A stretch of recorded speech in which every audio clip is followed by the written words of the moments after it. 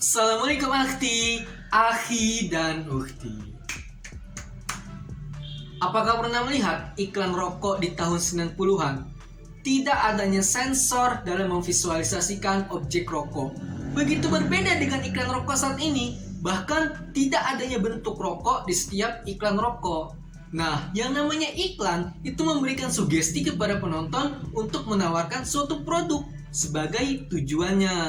Misal, iklan softtek memvisualisasikan bentuk softteknya.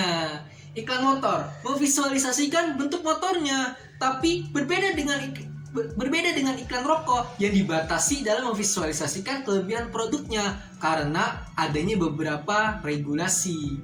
Nah, ini yang akan dibahas, begitu pragmatismenya iklan udut. Sebelum masuk ke pembahasan, mari kita lewati dahulu intronya.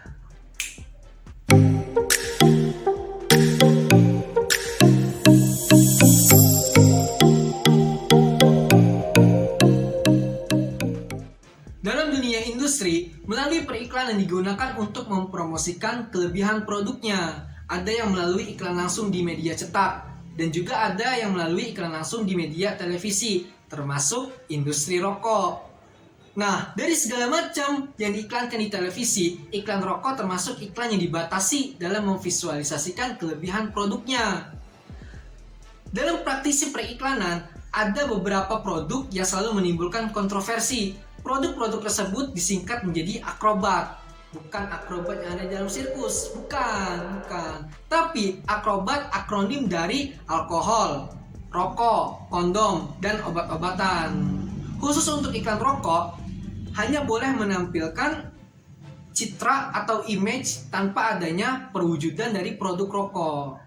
Pembatasan iklan produk rokok dalam memvisualisasikan kelebihan produknya disebabkan karena adanya beberapa regulasi seperti persaingan industri antar merek A dengan merek B, terus peraturan pemerintah, misal iklan rokok hanya boleh tampil di atas pukul 21.30 dan kampanye anti rokok dari berbagai elemen masyarakat.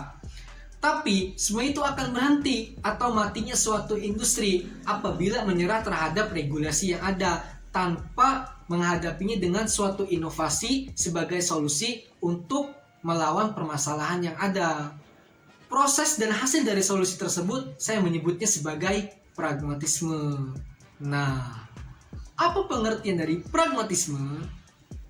Tokoh terkenal yang beraliran filsafat pragmatisme yaitu William James, John Dewey, terus adanya pragmatisme itu Richard Rorty.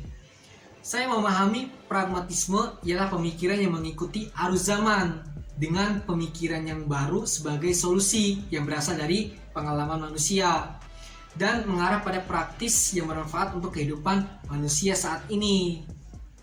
John Dewey mengemukakan tujuan pragmatisme untuk memperbaiki pemenuhan kehidupan manusia dalam segi aktivitas dan kebutuhan manusiawi. Pragmatisme memandang dunia bukanlah sesuatu yang telah selesai, melainkan sesuatu yang terus-menerus menjadi. Seperti halnya pemikiran kita adalah suatu arus yang mengalir. Dengan kata lain, sebagian dari dunia adalah hasil dari kita sendiri.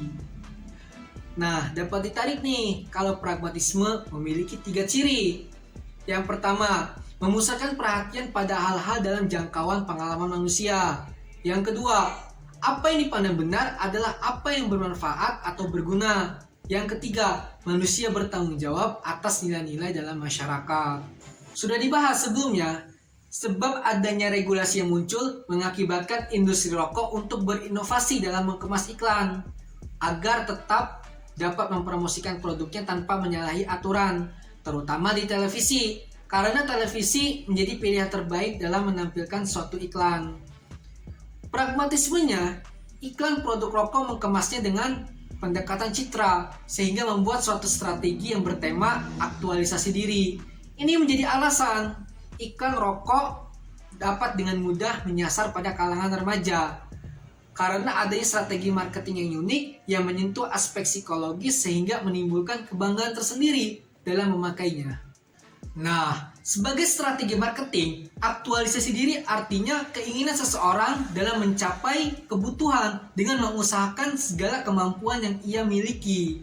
Iklan rokok pada umumnya menampilkan seseorang yang keren, percaya diri, kreatif, dan berani.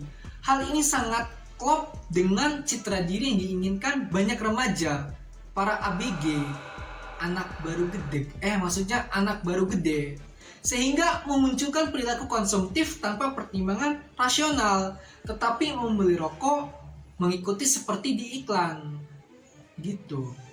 Bisa juga untuk menjaga penampilan yang tadinya tidak ada keberanian atau malu-malu tai kucing. Dengan membeli rokok itu bisa meningkatkan rasa percaya diri. Atau orang yang sering buntu ide, dengan membeli rokok itu bisa memunculkan inspirasi. Dan masih banyak lagi sugesti yang diberikan oleh iklan produk rokok.